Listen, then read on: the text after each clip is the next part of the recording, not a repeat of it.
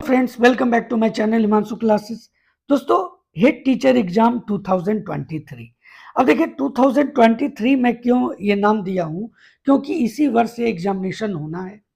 अब समय जो लग जाए, अब इसमें डीएलएड सिलेबस का मैं आपको रिवीजन करवा रहा हूँ और इसमें यूनिट 1 का आज मैं आपको टॉपिक 6 बताऊंगा। इसके पहले मैंने 5 टॉपिक्स आपके बीच में डिटेल और एमसीक्यू के बीच में रखा है। एक वीडियो डिटेल का और फिर उसका एमसीक्यू आपके साथ मैंने शेयर किया है अपने वीडियोस के रूप में, जिसका अगर आपने लाभ नहीं लिया है तो लिंक डिस्क्रिप्शन बॉक्स में है और साथ ही प्लेलिस्ट में भी दिया हुआ है। और प्लेलिस्ट में क्या नाम है सो मैं आपको बता दूं। प्लेलिस्ट जो है वो है हिमांशु क्लासेस रिवीजन, जहां से आप जाकर के आप उन सभी वीडियोस का लाभ ले सकते हैं। देखिए आज का जो टॉपिक है वो टॉपिक नंबर 6 है। और क्या है नाम पहले मैं आपको बता देता हूं। देखिए, शिक्षा को समझने के विभिन्न आधार, दृष्टिकोण, दर्शन शास्त्रीय, समाज शास्त्रीय, राजनीतिक, मनोवैज्ञानिक तथा सांस्कृतिक एवं आर्थिक, शिक्षा का साहित्य, शिक्षा का इतिहास। अब देखिए ये बहुत ही ब्रॉड चैप्टर है, इसलिए मैंने इसे 2 भाग में बांट दिया है। आज पार्ट 1 आपके बीच में रख रहा हूं, जिसमें दर्शन शास्त्रीय, समाज शास्त्रीय एवं राजनीतिक क्या शिक्षा को समझने के जो विभिन्न आधार हैं, उसके तहत ये 3 आधार मैं आपके बीच में बताऊंगा। और जो बाकी बच जाएंगे, जैसे मनोवैज्ञानिक बच जाएगा, सांस्कृतिक है, आर्थिक है, शिक्षा का साहित्य, शिक्षा का इतिहास, ये मैं आपको सेकंड पार्ट में बताऊंगा। और ये जो आज का जो टाइप है वो डिटेल है, और जब दोनों पार्ट क्लियर हो जाएंगे तो इसका एमसीक्यू आपको बताऊंगा। दोस्तों, अगर आप चैनल पर नए हैं या अभी तक चैनल को सब्सक्राइब नहीं किया है तो चैनल को सब्सक्राइब कर लें और बेल आइकन को जरूर प्रेस करें, ताकि आने वाले सभी वीडियोस का नोटिफिकेशन सबसे पहले आपको मिल सके। देखिए, सबसे पहले शिक्षा को समझने के विभिन्न आधार, दृष्टिकोण पर बात कर लेते हैं और उसके बाद एक एक करके हम लोग बात करेंगे। जो पार्ट 1 में हम लोग को करना है क्या, दर्शन शास्त्रीय, समाज शास्त्रीय और राजनैतिक। तो देखिए, शिक्षा को समझने के विभिन्न आधार, दृष्टिकोण के तहत किसी समाज की शिक्षा तथा उसके उद्देश्य मूल रूप से उसके जीवन दर्शन पर आधारित होते हैं। इसके साथ साथ वे समाज विशेष की संरचना, उसकी सभ्यता एवं संस्कृति और उसकी राजनीतिक एवं आर्थिक स्थिति पर आधारित होते हैं। मानव की स्वयं की प्रकृति भी इसकी शिक्षा के स्वरूप को प्रभावित करती है। यानी जो मानव के स्वयं का जो नेचर होता है ना, वो भी शिक्षा के स्वरूप को प्रभावित करती है। अब देखिए, आज विज्ञान का युग है, शिक्षा युग के प्रभाव से अछूती कैसे रह सकती है? मूल रूप से यह सभी शिक्षा के स्वरूप और उसके उद्देश्य एवं पाठ्यक्रम आदि निश्चित करने के आधार हैं। अब देखिए, अब हम लोग यहाँ शिक्षा के दर्शन शास्त्रीय आधार पर बात करेंगे। तो शिक्षा और दर्शन में अटूट संबंध पाया जाता है, ये आप समझ लीजिए। और ये एक दूसरे पर आश्रित भी है। यानी शिक्षा दर्शन पर आश्रित है और दर्शन शिक्षा पर आश्रित है। दर्शन ब्रह्मांड और उसमें मानव जीवन की व्याख्या करता है। इसमें मनुष्य जीवन के अंतिम उद्देश्य और उस उद्देश्य की प्राप्ति के साधन मार्गों पर भी विचार किया जाता है। अब देख लीजिए, अब ये जो उद्देश्य कैसे प्राप्त हो, इसमें शिक्षा हमारी सहायता करती है। ये उद्देश्य को प्राप्त करने के लिए कौन हमारी सहायता करेगा? निश्चित ही शिक्षा करेगी। तो शिक्षा हमारे आचार विचार में परिवर्तन करती है। हमारी नए ज्ञान को खोज करने के लिए अवलोकन, परीक्षण, चिंतन और मनन शक्तियों का विकास करती है। इस ज्ञान एवं कौशल के आधार पर हम दर्शन का पुनर्निर्माण करते हैं।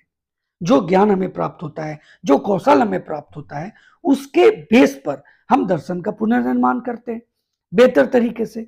नया दर्शन नई शिक्षा को जन्म देता है और नई शिक्षा नए दर्शन को जन्म देती है। ये जान लीजिए, बहुत इंपॉर्टेंट ये लाइन है।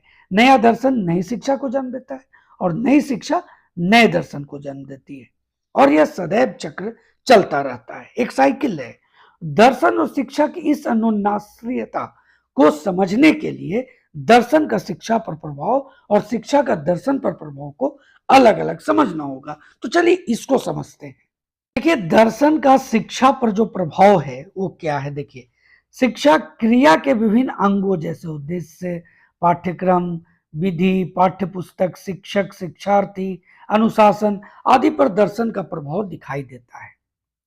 इसलिए इन्हें अलग अलग समझा देने से दर्शन और शिक्षा की स्थिति स्पष्ट हो जाएगी। अब कैसे, सो देखिए, सबसे पहले दर्शन का शिक्षा के उद्देश्य पर प्रभाव क्या है। तो मनुष्य जीवन के लक्ष्य के अनुसार अपनी शिक्षा का उद्देश्य भी रखता है। जैसा लक्ष्य होता है उसी तरह से शिक्षा का उद्देश्य रखता है। जीवन का के लक्ष्य का देख रहे हैं, जीवन के लक्ष्य का निर्धारण जीवन दर्शन से होता है। शिक्षा का उद्देश्य भी दर्शन के द्वारा निश्चित होता है। उदाहरण देख लीजिए कैसे। देखिए, आज भारत में शिक्षा का उद्देश्य प्रमुख जीवन को सुखी बनाना है। इसके पीछे भौतिकवादी दर्शन मिलता है। अतएव हमारी शिक्षा का उद्देश्य भौतिकवादी दर्शन ने निश्चित किया है, यह हम कह सकते हैं। इसी प्रकार अन्य देशों में भी होता है। जैसे अमेरिका में प्रयोजनवादी दर्शन है, रूस में कैसा दर्शन है, साम्यवादी है, इंग्लैंड में उपयोगितावादी दर्शन ने शिक्षा के उद्देश्य निश्चित किए हैं। तो सभी देशों का वहां की स्थिति के अनुसार उस शिक्षा के उद्देश्य निश्चित करता है वहां का दर्शन। अब देख लीजिए, दर्शन का शिक्षा के पाठ्यक्रम पर क्या प्रभाव पड़ता है। तो पाठ्यक्रम के उद्देश्य के अनुसार निश्चित किया जाता है। पाठ्यक्रम शिक्षा के उद्देश्य के अनुसार निश्चित किया जाता है। जैसे शिक्षा के उद्देश्य होंगे उसी तरह का पाठ्यक्रम का निर्धारण होगा। यदि शिक्षा का उद्देश्य दर्शन निश्चित करना है तो उसका पाठ्यक्रम भी दर्शन के द्वारा निश्चित होता है। इसका उदाहरण विभिन्न देशों के पाठ्यक्रम में पाते हैं। भारत में प्राचीन काल से ही क्या है, आध्यात्मिक विषयों को पाठ्यक्रम में स्थान दिया गया है। आज विज्ञान के प्रभाव से वैज्ञानिक दृष्टिकोण हो गया है, तो पाठ्यक्रम में विज्ञान, तकनीकी, व्यावसायिक विषय रखे गए हैं। आवश्यकता एवं क्रियाशीलता के आधार पर आज पाठ्यक्रम में क्या है, खेलकूद को जगह दिया गया है, क्रियात्मक शिक्षा, क्राफ्ट जैसे विषय रखे गए हैं। ये सब दर्शन के प्रभाव का ही प्रभाव कहा जा सकता है। अब तीसरा नंबर देख लीजिए, दर्शन के शिक्षा की विधि पर क्या प्रभाव पड़ता है। तो शिक्षा का विधि पर भी दर्शन का प्रभाव पड़ता है। प्राचीन भारत में गुरु शिष्य की प्रणाली थी। कुछ समय बाद मौखिक विधि के साथ क्रिया विधि भी काम में लाई गई। आज कुछ नई शिक्षा विधियां काम में लाई जा रही हैं। जैसे देखते हैं आप, प्रोजेक्ट विधि, डाल्टन विधि, किंडरगार्टन विधि, इन सब विधियों का इस्तेमाल हो रहा है। इन विधियों का प्रयोग दार्शनिक विचारों पर परिवर्तन के कारण हुआ है। देखिए, दर्शन का पाठ्य पुस्तक पर प्रभाव। दोस्तों, नवीनतम विधि आदि दर्शन का प्रभाव पाठ्य पुस्तक पर भी पड़ता है। प्राचीन काल में प्रकाशन का तो अभाव था, पाठ्य पुस्तकें नहीं थी। आज इनके बिना शिक्षा का कार्य होना संभव ही नहीं है। पाठ्य पुस्तकों के माध्यम से दर्शन का प्रचार होता है। जनतंत्रवादी दर्शन ने शिक्षा सभी को प्राप्त करने का दावा किया है। अतएव पाठ्य पुस्तकें एक अनिवार्य साधन बन गई है। यहां भी दर्शन का प्रभाव शिक्षा व पाठ्य पुस्तकों पर पड़ता है। देखिए, अगला है दर्शन का शिक्षक पर क्या प्रभाव पड़ता है। बहुत इंपॉर्टेंट है, इसको समझिएगा। देखिए, शिक्षक का अपना एक दर्शन होता है। शिक्षक वही होता है जो ज्ञान की इच्छा रखता है। दर्शन का ज्ञान के लिए प्रेम होता है। शिक्षक दर्शन से प्रभावित व्यक्ति होता है। दर्शन के द्वारा ज्ञान की परिपक्वता आती है।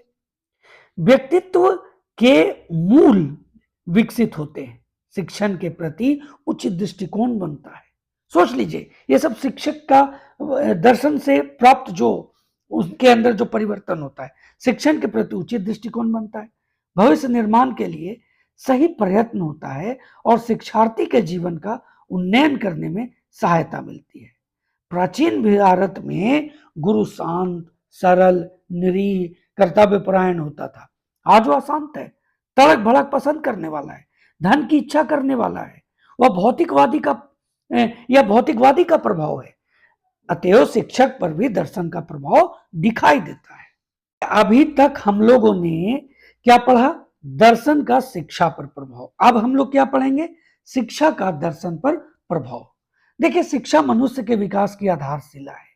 बिना शिक्षा के मनुष्य पशु के समान है। उचित शिक्षा के अभाव में मनुष्य दर्शन जैसे विषयों का विकास ही नहीं कर सकता। दर्शन के निर्माण एवं विकास दोनों के लिए शिक्षा की परम आवश्यकता है। प्रसिद्ध शिक्षक दार्शनिक जॉन एडम का विचार है, ध्यान दीजिएगा इसको, विचार है कि शिक्षा दर्शन का शक्तिशील पहलू है। यह दार्शनिक विकास का सक्रिय पक्ष है और जीवन के आदर्शों को प्राप्त करने का वास्तविक साधन है। आप इसे जरूर नोट कर लेंगे, जॉन एडम का जो विचार है।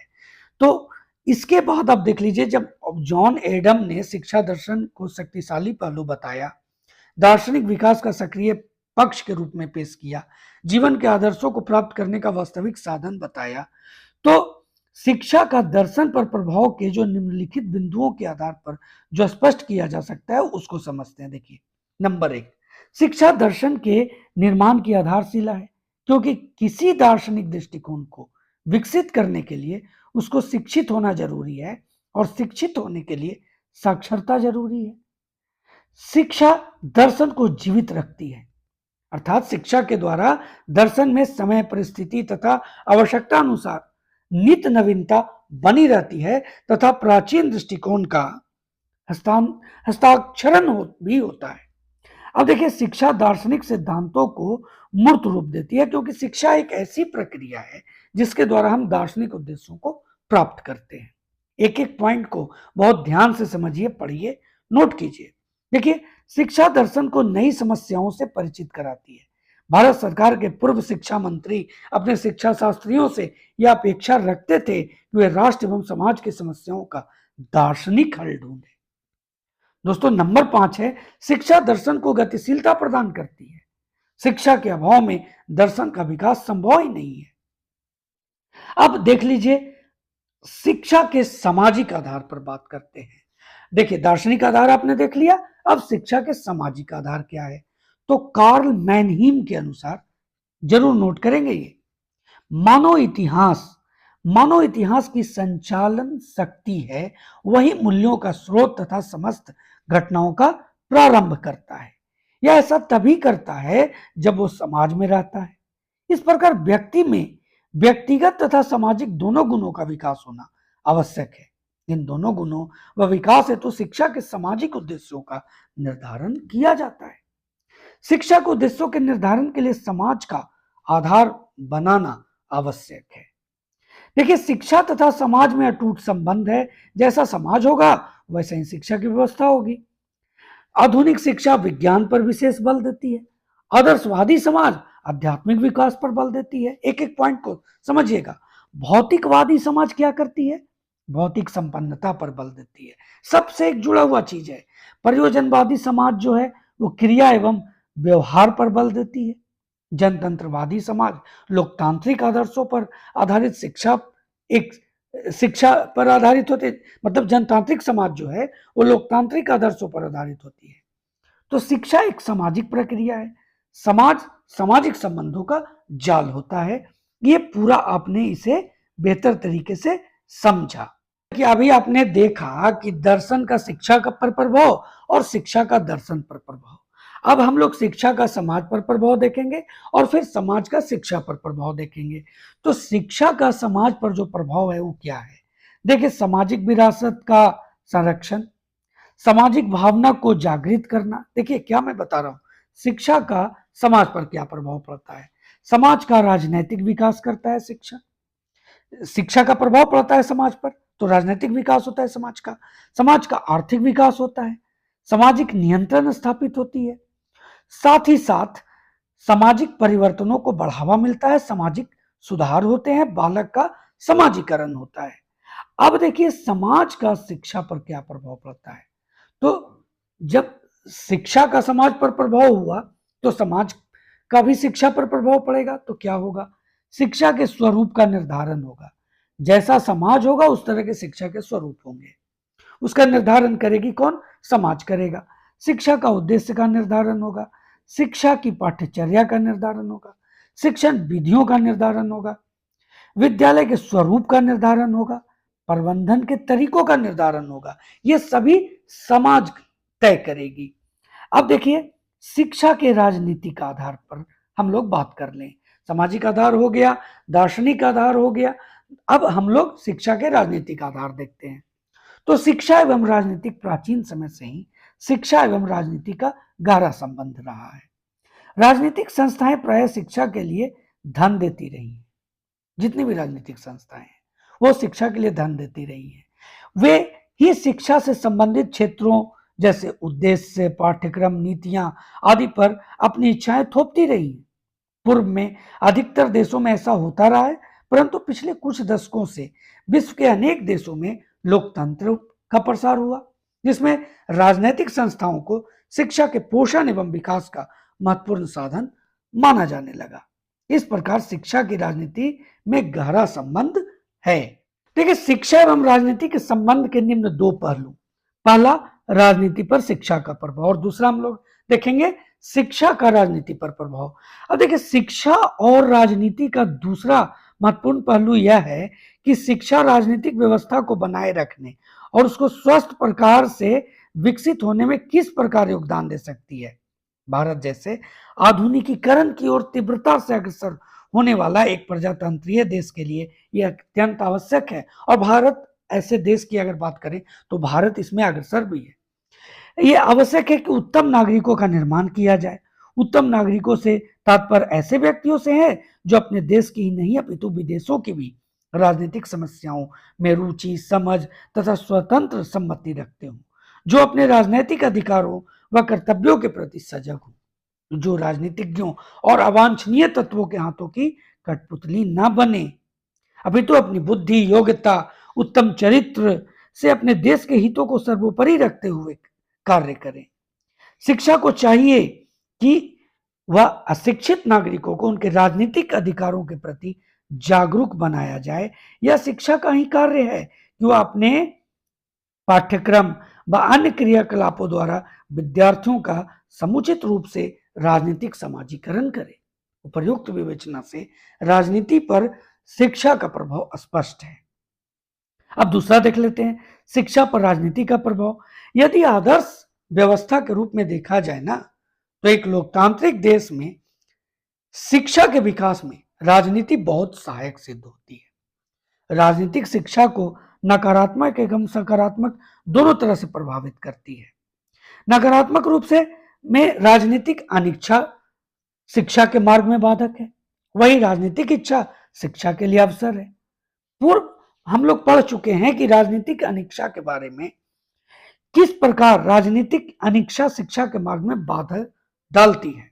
दूसरी तरफ राजनीतिक इच्छा के फलस्वरूप शिक्षा चहुमुखी विकास को प्राप्त होती है। उचित दूरी पर विद्यालय, शिक्षकों के खाली पद पर भर्ती, संसाधनों की उपलब्धता, नवीनतम तकनीकी का उपयोग, ये सभी जो है ना प्रत्यक्ष रूप से राजनीतिक इच्छा से जुड़े हुए मुद्दे हैं। अगर संक्षेप में बात करें तो हम कह सकते हैं कि जब तक हमारे राजनीतिक संसद सदस्य, महत्वपूर्ण बुद्धिजीवी तथा अन्य प्रभावशाली नागरिक शिक्षा संबंधी विषयों और समस्याओं को गहरे रूप से समझने तथा उनकी सही प्रकार से समालोचनाएं करना आरंभ नहीं करेंगे, तब तक शिक्षा सुविधाओं के समुचित व न्यायपूर्ण वितरण तथा शिक्षा के स्तरों में सुधार होना संभव ही नहीं है। देखिए, ऊपर जितना भी आपने देखा, स्पष्ट हो जाता है कि राजनीति पर शिक्षा का प्रभाव है। तो दोस्तों, आज मैंने इस वीडियो में आपको टॉपिक 6 का शिक्षा को समझने के विभिन्न आधार दृष्टिकोण के तहत दर्शन शास्त्रीय, समाजशास्त्रीय एवं राजनीतिक जो दृष्टिकोण है, आधार है शिक्षा को समझने का, उसको बताया पार्ट 1 के वीडियो में। पार्ट 2 के वीडियो में मैं एक बार फिर आपको बता देता हूं, मनोवैज्ञानिक, सांस्कृतिक एवं आर्थिक शिक्षा का साहित्य, शिक्षा का इतिहास की चर्चा करूंगा, आपको बताऊंगा। वो पार्ट 2 होगा। वो क्या होगा? पार्ट 2। दोस्तों, इसी तरह से चैनल पर बने रहिए। चैनल पर नए हैं या अभी तक चैनल को सब्सक्राइब नहीं किया है तो चैनल को सब्सक्राइब कर लें, बेल आइकन को जरूर प्रेस करें ताकि आने वाले सभी वीडियोस का नोटिफिकेशन सबसे पहले आपको मिल सके। तो दोस्तों, मिलते हैं अगले वीडियो में, तब तक के लिए जय हिंद।